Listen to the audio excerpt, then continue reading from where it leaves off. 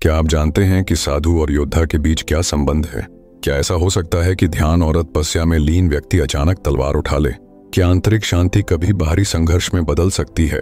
आज हम जानेंगे उस रहस्यमय परिवर्तन की कहानी, कैसे अमर योद्धा एक साधु से योद्धा बन गया। नमस्कार दोस्तों, मैं हूँ गोविंद और आपका स्वागत है आपके अपने चैनल मोटिवेशनल मंक पर। आज हम एक असाधारण कथा में उतरने जा रहे हैं, अमर योद्धा की। एक ऐसा साधु जिसने ध्यान की गहराई से निकलकर युद्ध भूमि की आग को अपनाया। यह केवल युद्ध की नहीं, आत्मा की पहचान की यात्रा है। तो आइए शुरू करते हैं। प्राचीन भारत में साधुओं को परम आदर्श माना जाता था। वे समाज से दूर रहकर तपस्या, ध्यान और आत्मान्वेषण में जीवन बिताते थे। अमर योद्धा भी ऐसे ही एक तपस्वी थे।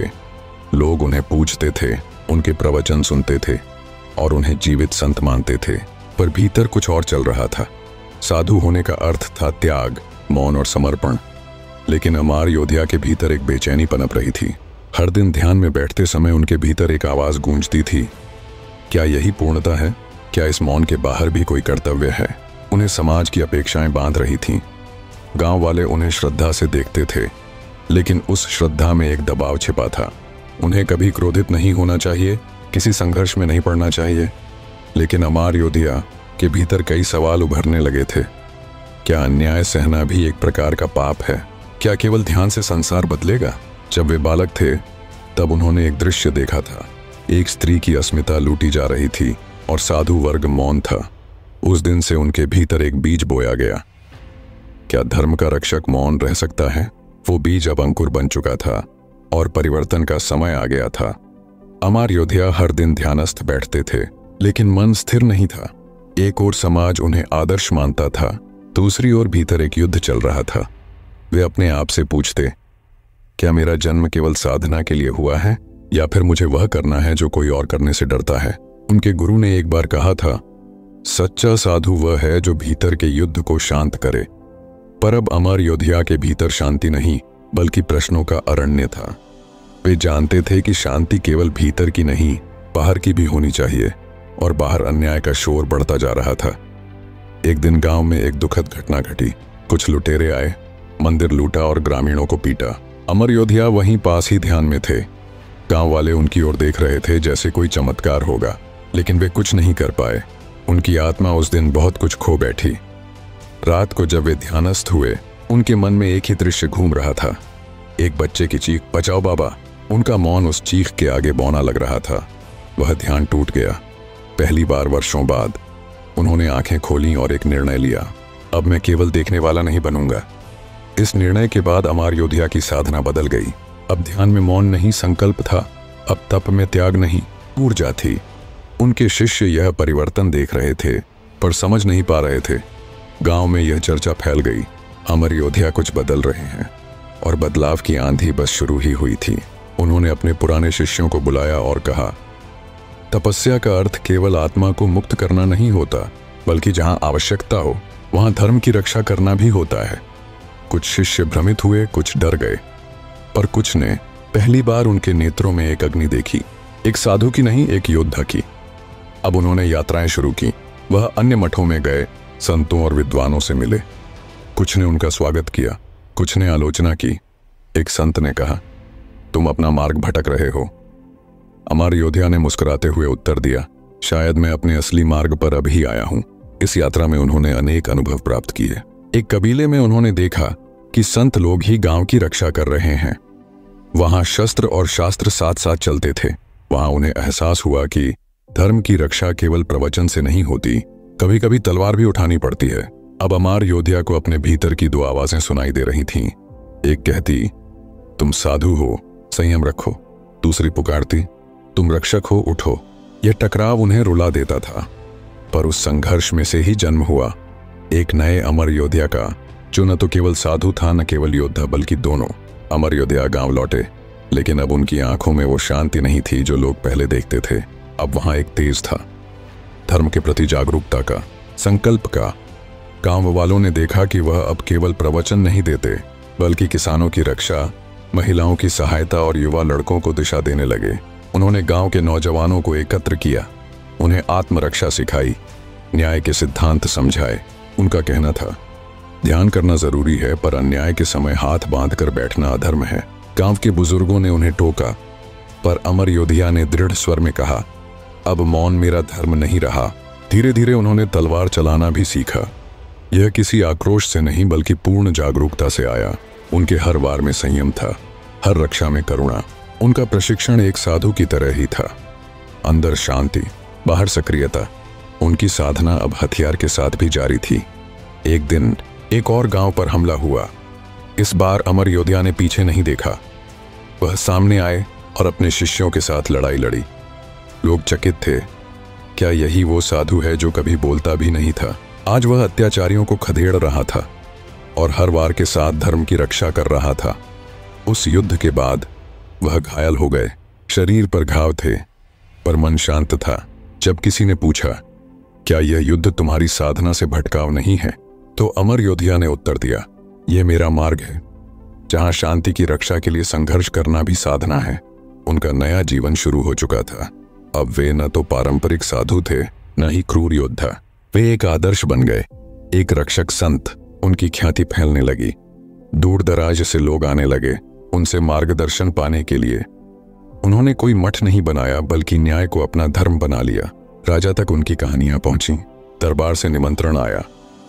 अमर योधिया ने दरबार में जाकर कहा, यदि राज्य में न्याय नहीं है तो मठ भी व्यर्थ है। राजा ने पूछा, क्या आप मेरे लिए युद्ध करेंगे? अमर योधिया बोले, मैं किसी व्यक्ति के लिए नहीं, केवल धर्म के लिए युद्ध करता हूं। यह उत्तर राजा को पसंद नहीं आया। उन्हें गुस्सा आया। उन्होंने आदेश दिया कि अमर योधिया को बंदी बना लिया जाए, लेकिन रक्षक कभी बंदी नहीं बनते।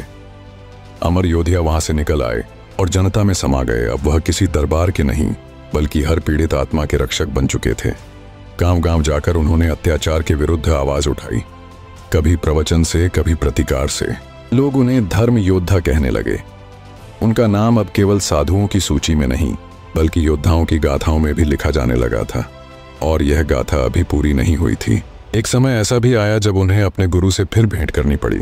गुरु ने पूछा, क्या अब भी तुम अपने को साधु मानते हो? अमर योधिया ने उत्तर दिया, हाँ, पर अब मैं वह साधु हूं जो ध्यानस्थ रहते हुए भी तलवार उठाना जानता है, क्योंकि कभी कभी मौन की भी रक्षा करनी पड़ती है। समय बीतता गया और अमर योधिया की दृष्टि और गहरी होती गई।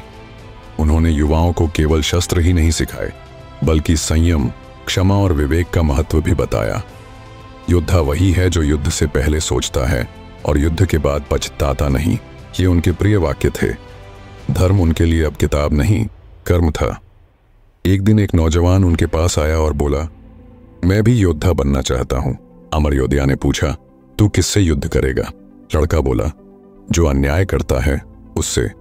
अमर योधिया बोले, पहले अपने भीतर के अहंकार से युद्ध कर, फिर ही तू बाहर की लड़ाइयों में विजयी होगा। वह लड़का उनका शिष्य बन गया। जल्द ही ऐसे शिष्यों की संख्या बढ़ने लगी जो अमर योधिया को सिर्फ गुरु नहीं, जीवन का पथ प्रदर्शक मानते थे। उनका आश्रम एक शिक्षा केंद्र बन चुका था, जहां ध्यान, दर्शन और आत्मरक्षा तीनों का अभ्यास होता था। संत और सैनिक अब दोनों एक ही शरीर में थे। कुछ लोग अब भी उनकी आलोचना करते थे। धर्म की आड़ में हथियार, एक साधु को क्या जरूरत युद्ध की? पर अमर योधिया शांत थे। वे कहते, अगर अधर्म तलवार उठाए तो धर्म को भी संकल्प उठाना पड़ता है। यह युद्ध नहीं, संतुलन की स्थापना है। फिर एक और संकट आया। एक शक्तिशाली सेनापति पड़ोसी राज्य से गांवों को लूट रहा था। लोग डर में थे, राजा चुप। अमर योधिया ने निर्णय लिया, मैं फिर उठाऊंगा शस्त्र, पर इस बार अकेला नहीं। उन्होंने अपने शिष्यों के साथ एक धर्म सेना बनाई। यह सेना संख्या में छोटी थी, लेकिन संयम, विवेक और आत्मबल से समृद्ध। अमर योधिया ने पहले शांति का प्रस्ताव भेजा, पर वह ठुकरा दिया गया। तब उन्होंने कहा, अब हमारी तलवार शांति के लिए चलेगी, न कि सत्ता के लिए। लड़ाई तय हो गई। युद्ध हुआ, भयानक, लेकिन मर्यादित। अमर योधिया ने कभी पीछे नहीं हटे। उनके हर वार में उद्देश्य स्पष्ट था, धर्म की रक्षा, न कि विनाश। वह सेनापति हार गया और अमर योधिया ने उसे मारने के बजाय क्षमा कर दिया। यही था उनका बल, दया में भी शक्ति। युद्ध के बाद अमर योधिया ने अपने अनुयायियों से कहा, अब समय है लौटने का, निर्माण का। उन्होंने फिर से गांवों में स्कूल और ध्यान केंद्र शुरू किए। लोग अब उन्हें सन्यासी योद्धा कहने लगे थे। वह नायक बन चुके थे, लेकिन कभी भी अपने को गुरु नहीं कहते थे। एक बार एक वृद्ध महिला ने पूछा, क्या आपको कभी पछतावा हुआ तलवार उठाने का? अमर योद्धा ने उत्तर दिया, यदि तलवार न्याय की ओर से उठी हो तो उसका बोझ नहीं बल्कि संतोष मिलता है। उनकी आंखों में वह संतोष चमक रहा था। अब अमर योद्धा वृद्ध हो चुके थे। उनके शरीर में पहले जैसी ताकत नहीं रही थी, लेकिन उनकी आंखों में आज भी वही आग थी। हर दिन वे कुछ देर ध्यान करते, फिर युवा शिष्यों को धर्म और युद्ध का अंतर सिखाते। युद्ध केवल बाहरी नहीं, भीतर का भी होता है, वह सिखाते। एक दिन वही पुराना सेनापति लौटा जिसने वर्षों पहले गांव पर हमला किया था। अब वह बदला हुआ था। अमर योद्धा के चरणों में गिर पड़ा और बोला, आपने मुझे माफ करके मुझे बदल दिया। अब मैं भी धर्म की सेवा करना चाहता हूं। अमर योद्धा बोले, क्षमा सबसे बड़ा युद्ध जीतती है। अमर योद्धा के पास अब राजाओं के निमंत्रण आने लगे, लेकिन उन्होंने कभी किसी सिंहासन को नहीं छुआ। वे कहते, राजा बदलते रहते हैं, लेकिन न्याय स्थिर रहना चाहिए। उनकी दृष्टि अब हर पीड़ित व्यक्ति पर थी और वह हर दिन न्याय की रोशनी फैलाने में लगे थे। उन्होंने अपने अंतिम वर्षों में एक ग्रंथ लिखा, शांति का शस्त्र। उसमें लिखा था, जब अन्याय बढ़े तो धर्म की रक्षा के लिए ध्यान से उठकर कर्म में उतरना पड़ता है। यह ग्रंथ आज भी मार्गदर्शन करता है उन लोगों का जो मौन और प्रतिकार के बीच फंसे होते हैं। एक दिन उन्होंने शिष्यों को बुलाया, कहा, अब मेरा शरीर थक गया है, लेकिन आत्मा अब भी जागृत है। उन्होंने आंखें मूंदी और समाधि में लीन हो गए। गांव के मंदिर में उसी पल शंखनाद हुआ, एक युग का अंत और एक परंपरा की शुरुआत। उनके जाने के बाद भी उनका प्रभाव जीवित रहा। शिष्य गांव-गांव जाकर उनकी शिक्षा फैलाते रहे। वे केवल ध्यान नहीं कराते थे, बल्कि आत्मबल और न्याय की प्रेरणा भी देते थे। अमर योद्धा अब एक नाम नहीं, बल्कि एक विचारधारा बन चुके थे। उनकी समाधि पर लिखा है, जिसने ध्यान की शक्ति से तलवार को शुद्ध किया और तलवार की धार से शांति को संरक्षित किया, वह अमर योद्धा था। हर वर्ष वहां साधक और योद्धा दोनों आते हैं, ध्यान करने और दिशा पाने के लिए। अमर योद्धा की गाथा केवल अतीत की बात नहीं है, वह आज भी हमारे भीतर जीवित हैं।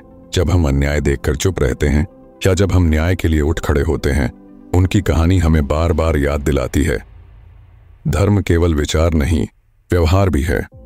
आज भी जब कोई शांत स्वभाव का व्यक्ति अन्याय के विरुद्ध खड़ा होता है, लोग कहते हैं, इसमें अमर योद्धा की आत्मा है। वह आत्मा जो भीतर मौन है, पर जब जरूरत हो तो बाहर गरजती है धर्म के लिए।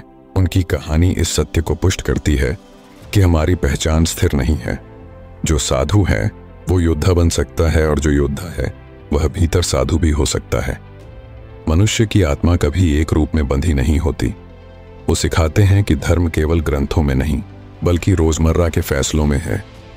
जब हम अन्याय को देखकर कुछ कहते हैं, जब हम पीड़ित की ओर हाथ बढ़ाते हैं, तो हम भी अमर योद्धा के उत्तराधिकारी बनते हैं। शब्दों से नहीं, कर्मों से। उनकी शिक्षा थी, संयम से जियो, पर जब धर्म संकट में हो तो चुप मत रहो। उनका हर शिष्य यही कहता है, ध्यान के साथ अगर साहस नहीं तो वह अधूरा है। यही संतुलन अमर योद्धा का संदेश है। अब जब उनका नाम लिया जाता है तो लोग सिर झुकाते हैं, क्योंकि वे जानते हैं यह केवल एक साधु की कथा नहीं, बल्कि एक ऐसे पथिक की है जिसने धर्म, ध्यान और युद्ध को एक ही सूत्र में पिरो दिया। वो हमें सिखा गए कि शांति कोई कमजोरी नहीं, बल्कि सबसे बड़ी शक्ति है, और कभी कभी शांति को तलवार की रक्षा भी चाहिए होती है।